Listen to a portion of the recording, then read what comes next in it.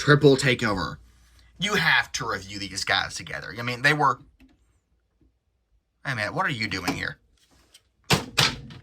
These are a cool way to showcase the evolution and the changes from Siege to Legacy, but the main reason I wanted to review these guys together is because they're the original Decepticon Triple Changers. They starred in Triple Takeover, one of the best episodes of the cartoon that so many memes have been spawned from. And they're just an iconic duo that they need to be shown together. And it's criminal that they're not as commonplace to working together in modern day as they were back in G1. So let's start with the oldest one. He has a coal tender. This, I also like to add this there because it kind of fills out the silhouette of a train. And there's no real way to put it. Like, you could throw it in the coal tender. Of course, you can take it off. But there's not much space in there. And you can put it on the bottom, which is fine and good, but that makes it a bit too high. And then that sits the train off the ground a little bit. You can't see because it's clear, but it rubs instead of rolling. I don't like it, but regardless, if you don't like any of that, you can take it off and just leave it as a train. What it really is a brick with a steam engine on the front. Yeah, the proportions aren't great. I don't know what this is up here. Like, I don't know trains, but like that shouldn't be there. They get a bit of a curve. Like, obviously, it should be like basically a single round body. You know, a train engine front. And again, there's no, like, it's just a brick. There's no cab back here. You have windows. And it slopes up a tiny bit. But honestly, I think just adding this gun missile rack thing there, it's not really a cab. But when you squint or from far enough away, it adds a traditional train silhouette. The front of the train is way, way too small. There's no denying that whatsoever. The fact that they're at the bars for connecting the wheels, which do spin actually, by the way, aren't. I wouldn't expect the bars to be linked like a Thomas the Tank Engine train. They will actually like shift and move. But the fact that they're not picked out in silver when they did all this nice piping work in silver, it kind of confuses me. Like with the extra budget, we could have done without this or without one of the guns and just had this silver and I've been happy. But the most important thing is that there is a port on the steam funnel so you can plug blast effects in there, and that's cool. That's awesome. It's stupid. You can also plug it in here if you want to have like a funnel in the middle, like some trains do. He has just the back of the space shuttle hanging off of his rear, but he did in the G1 cartoon model, and this is going for the cartoon, and it doesn't bother me. The coal tender also doesn't bother me because he never had one in the cartoon, but like I grew up with Thomas the Train, so like a regular steam engine without a coal tender just looks wrong to me. So having the coal tender just completes the look for me. Now let's go to the other land vehicle. What is this? Let's make it a bit more manageable. It has these awesome missile racks, which are like, they're stupid, but I've seen, I'm a tank nerd. I'm sure someone has come up with some sort of ad hoc modification that looks like this. I don't mind it, but especially I don't mind it because you can just take them off. Sword stores in the back. This is where I put it. You can also put it on top of the turret, but then the gun can't elevate or depress, and it just doesn't look the best. You have that. You have these side guns, which, you know, again, early tanks especially had guns on the sides and in weird places. You can think of them as anything you want to. You can take them off as well. So let's focus on the important things. Mainly, boo. Like I talked about in the Soundwave video. For a while, they went away from blast effects. There's no blast effect points all over, which you think, and there's less greeblies, which, you know, you might think, okay, it makes it look better, but it also, like, ruins, like, if I want to make anything look like it's finding its gun or getting shot somewhere, it's a tank. So why they didn't do that? Blitzwing of all things.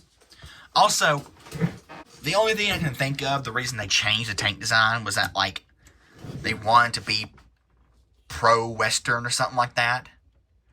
Because you can make the argument with Warpath, they didn't want to emulate real military vehicles for whatever reason. They decided to make a Bradley with this guy. The gun's a bit too big, but, like, pretty much a Bradley if you squint. So the only thing I can think of that isn't like they wanted to be pro-America and not pro-enemy of America. You know, I'm talking military-industrial complex, blah, blah, blah, blah. I'm not... You know what I mean. But it's the only reason I can think of to why they didn't make it an actual Chinese tank. But whatever. He has the cockpit, which is an unfortunate double entente. But he had it in the cartoon model, but it was like cut off like right here. It didn't stick out past the hull of the tank, I know that much. Regardless, let's go to transformation. And I want to get to Blitzwing first, because there's a couple interesting things. So first off, you can again mock the Seeker mold by opening up the cockpit and flipping out the nose cone. You can do it, Hasbro. Take the gun, flip this in, split all of this back, unpeg that, bring all of this out and up. This will fold in, this will hinge in. Hinge in on this double hinge. And that will look like that. There's alterations you can do, but I'm going to get to that. Split the legs and just unfold all of this. Peg the legs back together. Take the shoulders and the arms and shift them down on this double hinge. Shifts back. Tab slot. Fold. And that's a good looking jet. That isn't. You can peg the guns onto the sides, not underneath the wings, but you can peg them like right there if you want to. What you're supposed to do with these things is, so that's supposed to like represent some sort of like, you know, extra booster thing, and no, that's not. I refuse to dignify that with a response. Now, the things about the jet mode. Most of jet mode looks good. I don't mind a blocky jet in Transformers because we're only going to get blocky jets unless you get, like, you know, Masterpiece Starscream OG, which was just incredible and we didn't deserve it. Here are a few things you can do. What I personally like to do is either you can rotate the turret around like that so the gun's facing forward, or what I like to do is flip the gun out, have the turret back like that. Again, tab everything in because there's one mode. So I like to see this as just an extra super bulky, you know, like fast attack or a ground attack assault aircraft with an auto cannon, you know, like the Stukas did. You know, any of the World War II ground attack aircraft with auto cannons.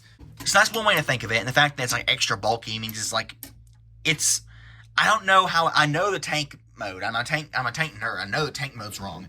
I don't know how realistic the jet mode looks to the Soviet jet that it was copying, like the original one was copying, because I don't know jets that much. But I know Soviet jets were, I know a little bit. I know they were like sturdy and really well armored and heavy. So I just think he's bulky and big because he's, you know, armor or something like that. But there is an alternate thing you can do. You can, especially Legacy Blitzwing's been pretty cheap lately, so you can, you know, not too cheap, but like, you know, $35, $40. So he has landing gear, you can bring it out. What you can do is you can just take this off, take this part up, and then crack everything up. And from there, from like here up, that I wouldn't mind if the jet mode looked like this. Like that's blocky enough. That doesn't bother me. All this down here bothers me. So people say you can use it as a flight stand. There's not enough friction. It doesn't stay up. It just angles back. You can use like maybe like it's taking off, but otherwise not that good. Back when I was saying with the Legacy Blitzwing being pretty cheap, if you have the disposable income and you really want to, what you can do is you can buy 2 Legacy Blitzwings, and just for the jet mode, that's just a pin there. You can just knock that pin out, separate this, and you can have this jet mode, a good-looking jet mode for your display. I haven't done that because, I mean, theoretically, you can have one Blitzwing and knock the pin out, have it for the jet mode, then put the pin back in. I've done that. That's how I disassembled and reassembled a Triptychon to paint him. Just took the pins out and put them back in. But one or two times it'll probably work. I don't want to take the pins out and put them back in that much because it's plastic. It's metal friction pins working against plastic. And after a while, that's going to shade the plastic down and the friction pins aren't going to sit in. And the figure will disassemble when you don't intend to. And that could just ruin it for me. So, like, if you're going to go that way, I'd recommend at least having, you know, a junker Blitzwing or a spare Blitzwing that you do that to and keep one in a stock configuration. Whatever. But yeah, I think they could have done better with this guy, honestly. I know they wanted to go Evo Fusion, but, like, really, take the budget from this and fix this. Now, back to Astrotrain. Astrotrain, we've seen the train mode. Train mode is that one mode with Astrotrain. It's still, but it doesn't look horrible. It's acceptable to me. Shuttle mode is the good mode. We just slide that up, split all of this, split the legs, flip these in, rotate everything, and then bring the legs back together, and then slide all of this. Now, for the rear section, you're going to unpeg this, unpeg all of these, bring it down, flip these around and in. So you're going to flip these sections out, flip it down, line everything up. This has a little slot in it, you see right there, and that will fit into these tabs on each side of the arm, or the arms, which will pretty much just sandwich that thing in place. I keep saying thing, it's the tail rotor, you know what I mean? And that will click back as it's supposed to be. These will fold down, and that's the shuttle mode. Now, the wings and the profile of the shuttle look great. They're, you know, amazing. The front is also good. I don't mind how small the nose is because the way it's sculpted, it necks down a lot more naturally to me. I like how they were able to simulate the roundness a lot better too. Not so much in the bottom, but, you know, we don't look at the bottoms of any of our figures. There's no really flat stand port, oddly enough. I actually haven't checked on Blitzwing, but I'm pretty sure there's... Yeah, Blitzwing's Blitzwing. But the one thing everybody complains about with Astrotrain's flying mode is this section. And there are a lot of upgrade kits you can buy to cover this up and make it look nicer. Personally, it's never been a big problem to me. It doesn't really... It looks kind of odd, but it's not supposed to look like a real shuttle. It's supposed to look like Astrotrain shuttle mode. If you want real shuttle mode, go with Skylinks. And I know it's wrong, but again, it's a cartoon model, so I don't mind it. I can overlook it. For the base mode, which, yeah, this becomes a base, I have some problems with it. So you unfold it, and that's where all the accessories are stored, which is really cool how they all fold up. So you have this gun, you have the mirrored gun, which is this gun.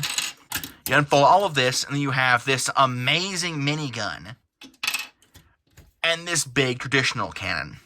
You're supposed to fold this in, and fold these down, and it has, like, treads.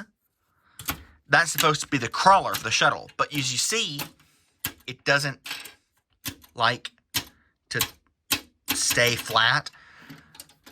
Sitting the shuttle on there does alleviate that a bit, but still just, it bows up. Maybe mine's a lemon. What's really a big problem, though, is the fact that this is supposed to be, you know, the launch platform for it. But, again, it just... Because this one joint doesn't want to stay flat, it just ruins it. And there's no way you can, like, you can't do it like that. You could do it like that, I guess. But then these go... Where? It's weird, I don't like it. So it's pretty much useless to me as a base mode. Obviously, these become boots for the robot mode. You can't have these boots, the wheels on the bottom. So the wheels, they're out like that, and then you, ever so slightly, push them in.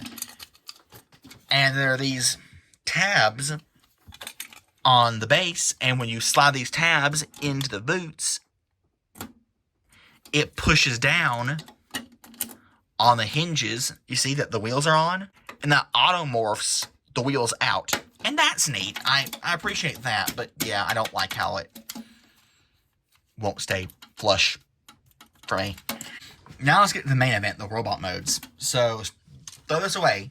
You unpeg all of this. This will line up. Take these, angle them, put them back. You don't have to angle them if you want to. You're supposed to, but if you don't want to look angled, you don't have to. Fold out the feet. Fold down the hip skirts, which will also unlock waist rotation. Down, peg that in. This down, fold these in. Fold the arms out. Fold the arms out. The hollowness doesn't bug me because it's on the back, not on the sides. And there is an excellent looking Astrotrain animation model, flaws and all. And I'll raise them up. So I'm just going to focus on Astrotrain first before we get to Blitzwing. I can get through all of him. He can do the pose from the one episode where he was God. Yes, that actually happened if you haven't watched the original cartoon. He wasn't God. He pretended to be a god. That's how I display Astrotrain. But all the stuff he comes with, he tried to do Shockwave, but he failed. He has boots like Shockwave did, and I showed you that earlier. And the boots are cool. They lock in securely, and they add a bit of extra height and bulk to him. I don't mind the boots. I'm happy with Astrotrain having boots. They look kind of comical, but I don't mind them. The guns. I don't mind the guns, because you can give him his giant cannon, and you can plug the guns on all the ports around him, but what you're really supposed to do is there's a post, there's a port there, post there. This will attach together. This will slide on the side. That. This will slide to the side. And the missile launcher, you're not supposed to add it. You're supposed to like put it on the shoulder or somewhere. But what you can do is you can put the missile launcher right there, because the missile launcher has a port right next to a post, but there's hollowness underneath this gun. So for the one time hollowness actually is a good thing, the post can slide into the port, and then you can line all this together and give Astrotrain just a mega super gun. And I don't know if you know this about me, I don't know if I've ever said it before, but I like mega super guns. I think like one of my favorite parts about War for Cybertron Bruticus, or Fall of Cybertron Bruticus, is that all the Combaticons' guns combine to become his gun. So I can get behind this. I like this. It's stupid. It never happened in the cartoon. But again, we have the cartoon accuracy of the original figure and his original gun. So if we can add some fun, that's fine. They didn't do anything with this. What you're supposed to do with the backpack, you transform it like this, and then you plug it on the back, and there you go. No extra arms, no extra weapon. There's no way, I've tried, there's no way you can orient this and make it look like extra wings, make it look cool.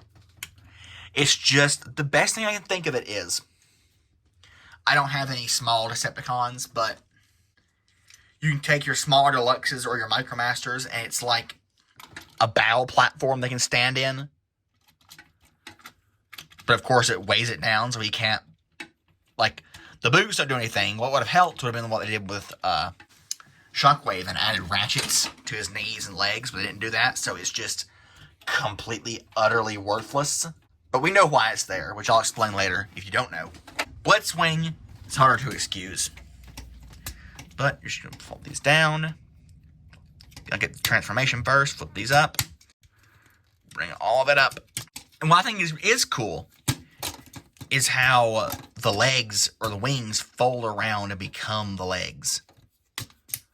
It's an interesting transformation step you don't see often. You don't see legs become wings. Normally they're part of the body or a backpack most of the time. You gotta do a bit of fiddling to get them to tab in correctly. Normally there's a bit of a gap there, but if you line everything up just right, you can get rid of that gap. The cockpit can only rotate one way, and that will work. Then you shift up the arms, shift this down, rotate it, flip out the fist, which it can flip out and it can rotate. It's possible. It's there. I also don't like how these things don't tab anywhere. They just move around and they get discombobulated. Take all the backpack, flip it up, flip the chest down, flip out, zavings. And they look great together. They're awesome. Now, as far as Blitzwing goes, again, he has great articulation. The one thing people get upset about is the Scourge shoulders, where, they don't move. The actual shoulders are in between the shoulder pads, so this can flip up so you can make him look forward, but he can't put his hand, all the way up. He can't fully rotate it. There are ways you can fudge it if you really want to, such as like that. So again, it doesn't bother me that much, but it is a point of concern. I'd prefer it to be different. He has his guns, which you can plug, onto his arms, have him hold. You can also plug them into the back. He can hold his sword, which is great. And these things, the missile racks, he can put them on, you can plug them on the sides, but they don't look the best. They're not facing forward. What you're supposed to do, there's a post in there. And yeah, that's the gimmick for the Evo Fusion thing. You can give him giant gloves.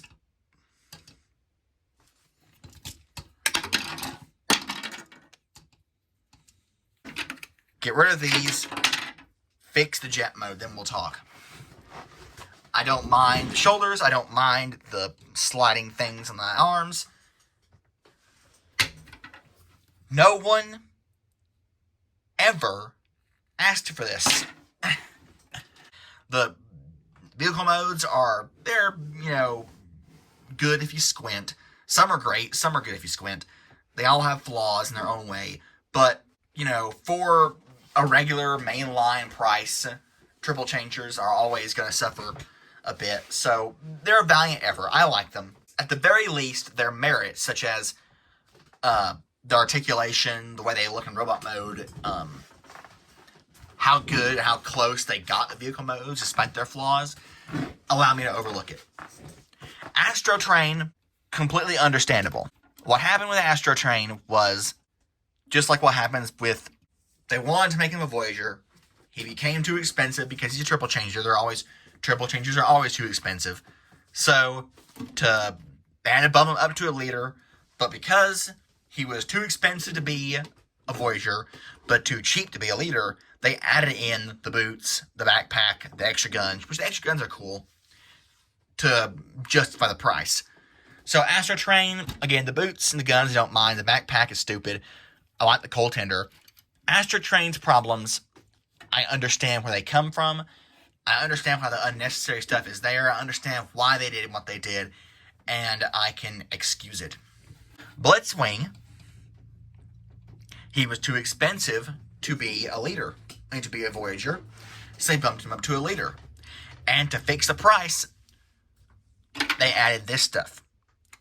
Which what they should have done, when they saw that Voyager Blitzwing was going to be too expensive, and they need to bump him up to leader price.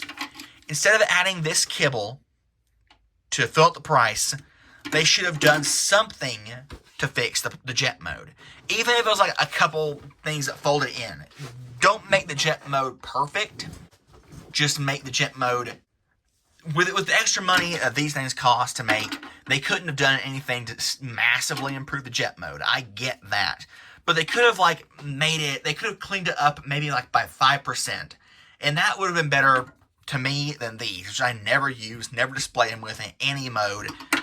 That's my personal opinion. I would have, if they could have just shrunk the silhouette of that big bulk on his bottom down. Again, but like 5%, not even 10%. Like, I know they can't work miracles with the amount of extra budget this is, considering that I want the sword and the extra guns, but I would have been happy with that. The only thing I can think of is that they had already gotten the design so refined that once they realized they wanted that need to be a leader, they just added the stuff and called it a day. You know, without going back and changing the design for the figure to suit the leader budget. But enough of my rambling. These guys are great. They look great together. I have problems. But the problems for me are nitpicks. They're not so bad they kill the figure. They're not like, not even, Rise of the Beast mainline Optimus Prime, his problems don't even kill the figure for me. They certainly will for a lot of people. Not for me. I can deal with it. But it's, the problems these guys have are like on the edge. They're teetering on the edge of being unacceptable, but they're good enough for me that here's what I'm saying. They're good enough for me that I chose to buy these guys without waiting for Studio Series. Which, in terms of, for like, Ratchet and Ironhide, I waited for Studio Series. You know. Hound, I didn't buy Siege Hound. I waited for Studio Series. Which is now like the 5-pack that isn't Studio Series, but it's totally going to be Studio Series. You know what I mean? There are some figures that I just do not like, and I will wait for. Same thing with, like Soundwave. I didn't buy Siege Soundwave, because I wanted Earthrise. I haven't bought Siege Prime, or Earthrise Prime, because I'm waiting for Studio Series Prime. There are some figures that I'm like, okay, I'm just going to wait for. Prime, not because he's a bad figure. I don't think Prime's a bad figure. I just think the aftermarket prices for Earthrise Prime are bad. But yeah, I don't consider these guys so bad they're not worth picking up.